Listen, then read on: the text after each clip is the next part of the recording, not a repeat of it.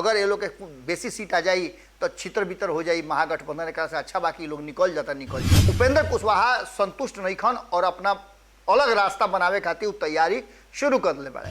और तेजस्वी यादव जो मुख्यमंत्री के कुर्सी पर बैठे खातिर ख्वाब देखत रहन, ओकरा में अड़ंगा लाग गई बा, तितर बितर होके के स्थिति पैदा हो गई बा।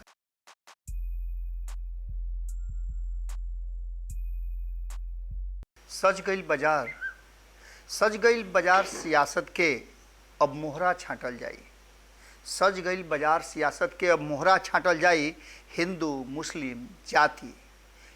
मुस्लिम जाति देखी हो सब अलगे अलगे बांटल जाई। गोड़ लागत नहीं हेरा से अभिनंदन बरुआ के खूंटा ठोक हो। बिहार के राजनीति में बड़ा तेजी से परिवर्तन हो रहा बा। नीतीश कुमार जी जैसा ही कहले कि फिर क्रिया खा करके वो कहता रहे कि हम अब कहीं ना जाई, ओकरा बाद से बिहार के राजनीति में एक खाली और चर्चा शुरू हो गई बा।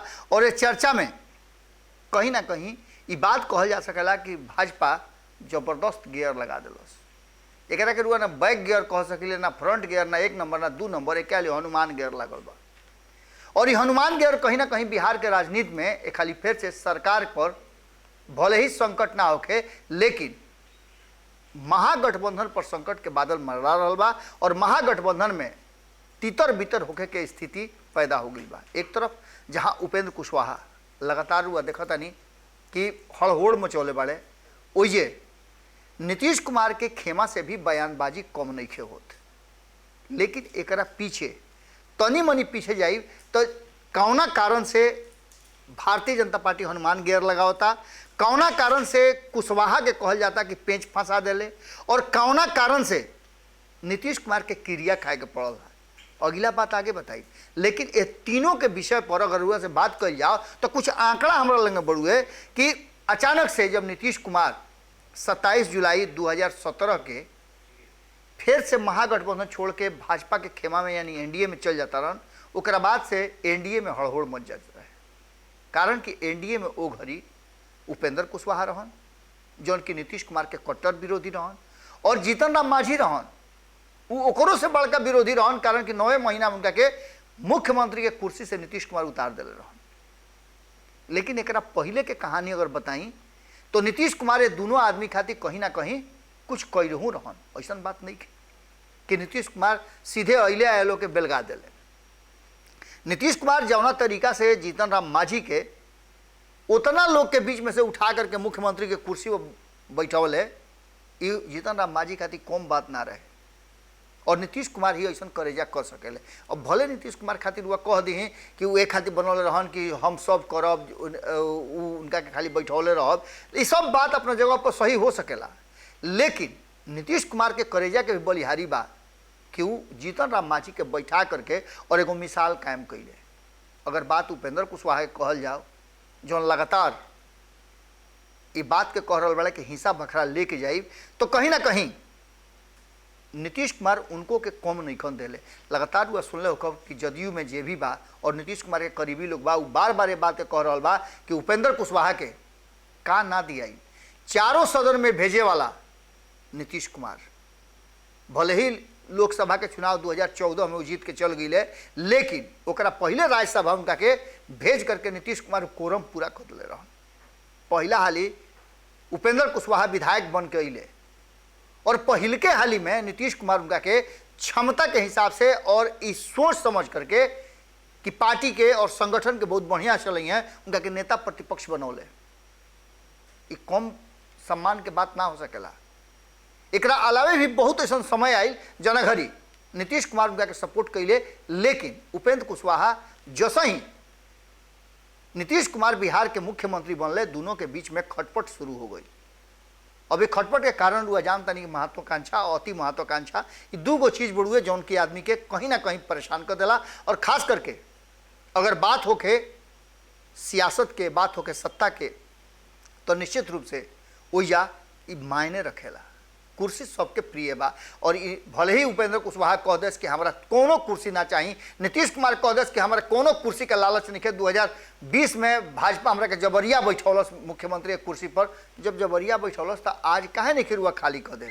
आज तो रुआ लगे ऑप्शन बानू, आज भाजपा नहीं के संग है। लेकिन खैर कुर्सी है, कुर्सी के माया केहू के नहीं छोड़ ले, उपेंद्र कुशवाहा के नहीं छोड़ ले। कुर्सी खातिर सब खेला हो रहा बा। 2017 में अलग हो गई रही थे, लेकिन 2017 में ना भइले। जब 19 के चुनाव आयल तो 3-4 महीना पहले वो इस्तीफा दे करके केंद्रीय मंत्रिमंडल से अले और नाखून कटा के शहीद भइले। ये बात से केहू इनकार ना कर सकेला।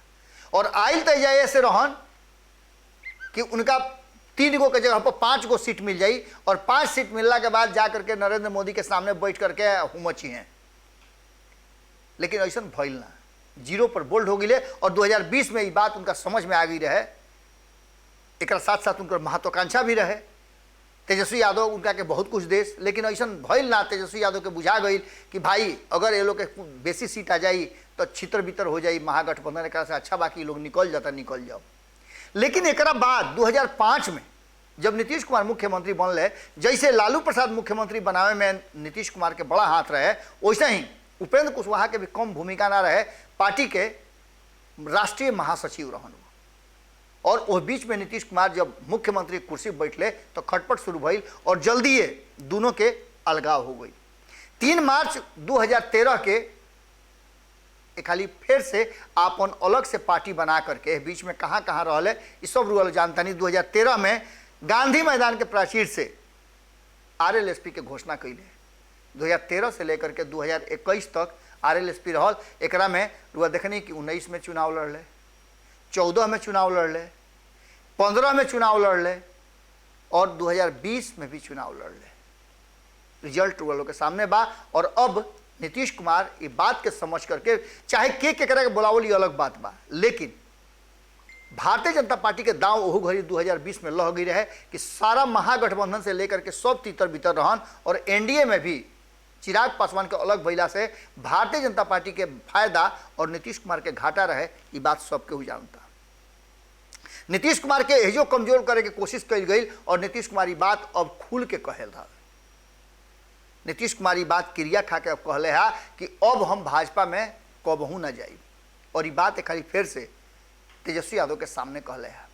इस सारा बात के लेकर के जो वर्तमान स्थिति बनल बा बिहार के, ओकरा में उपेंद्र कुशवाहा अगर 49 पैसा बढ़े तो 50 पैसा गलती, 51 पैसा कहीं ना कहीं नीतीश कुमार के भी बा। अगर उपेंद्र कुशवाहा कुछ बात कहत रहे नीतीश कुमार से तो उनका सुनल चाहत रहे, लेकिन भितरिया बात तो बहुत कुछ ना कह सकिले जा। और यह बात के भारत लाइव कबे से कह रहा बा कि उपेंद्र कुशवाहा संतुष्ट नहीं खन और अपना अलग रास्ता बनावे खातिर तैयारी शुरू कर ले बड़े।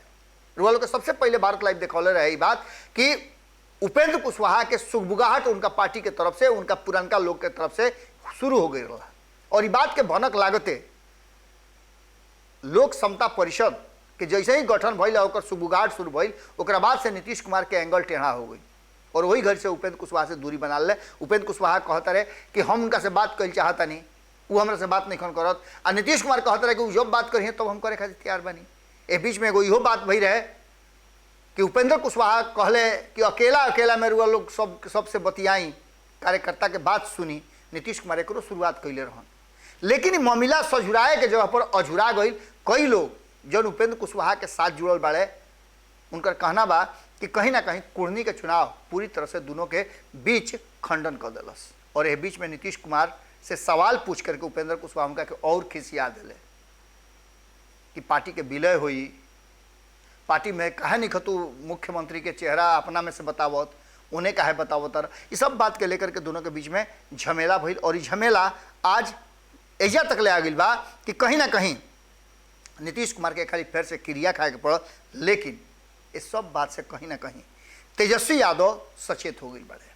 तेजस्वी यादव के बोली वचन में भी अंतर आ गई बा। और तेजस्वी यादव जो मुख्यमंत्री के कुर्सी पर बैठे खातिर ख्वाब देखत रहन, ओकरा में अड़ंगा लाग गई बा।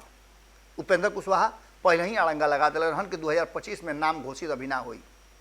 पार्टी के विलय भइला पर भी कहल जाता है कि नीतीश कुमार केंद्र के राजनीति में जाइ हैं और तेजस्वी यादव बिहार के मुख्यमंत्री बननी है। एहू पर अड़ंगा लाग गई। अब देखे वाला बात ये हुई कि अभी रुआ जब सुन रहा बानी खूटा ठोक पर सब विश्लेषण, ओकरा 2-4 घंटा के बाद बिहार में एगो बड़ा भूचाल आवे वाला बा। अभी भूचाल बड़ा हुई कि छोटा हुई ये तो तब पता चली जब उपेंद्र कुशवाहा प्रेस वार्ता करके अपन बात रखी हैं। लेकिन दिल्ली से लौट करके उपेंद्र कुशवाहा बहुत कुछ कागज पत्र लेके आइल बाड़े। एकरा पहले उपेंद्र कुशवाहा के आवे वाला रास्ता में कई जगह स्वागत भी भइल, चाहे बक्सर के बात कर ली, जगदीशपुर के बात कर ली, आरा के बात कर ली, लेकिन यही बीच में जगदीशपुर में झमेला हो गई। दोनों तरफ से दावा कल जा रहा बा कि उपेंद्र कुशवाहा गाड़ी पर रोड़ा पत्थर फेंकल गई। ओइजे ये बात के दावा भी हो रहा बा कि जेकरा के ध के थुरल कुचल गई, ए शक में कि उ ईंटा फेंकले बाड़े उ कोनो पत्रकार हवे। अब ये सारा बात के खुलासा तो निश्चित रूप से होई, लेकिन उपेंद्र कुशवाहा अगर 49 पैसा बाड़े तो 51 पैसा गलती कहीं ना कहीं नीतीश कुमार जी के भी बा। कारण कि नीतीश कुमार जी घर के मुखिया बाड़े, अगर कोनो सदस्य खिसियाइल बात तो के बुला के भीड़ी बैठा के समझावल भी एगो गार्जियन के फर्ज होला। अब देखे वाला बात ये हुई कि उपेंद्र कुशवाहा जो फैसला कर ले बड़े ऊपर टिकल रहता रहे कि नीतीश कुमार खाली फिर से जो फैसला कर दिला बड़ा कि भाजपा के साथ ना जाई, उपेंद्र कुशवाहा के अपना भीड़ी फिर से रख सकेले कि ना रख सकेले। ये पूरे कहानी में रुआ जानता नहीं कि बिहार के राजनीति के जो छोट छोट टुकड़ा रहा के एक जगह समेट के रुआ लोग से बतावे की कोशिश कैनी।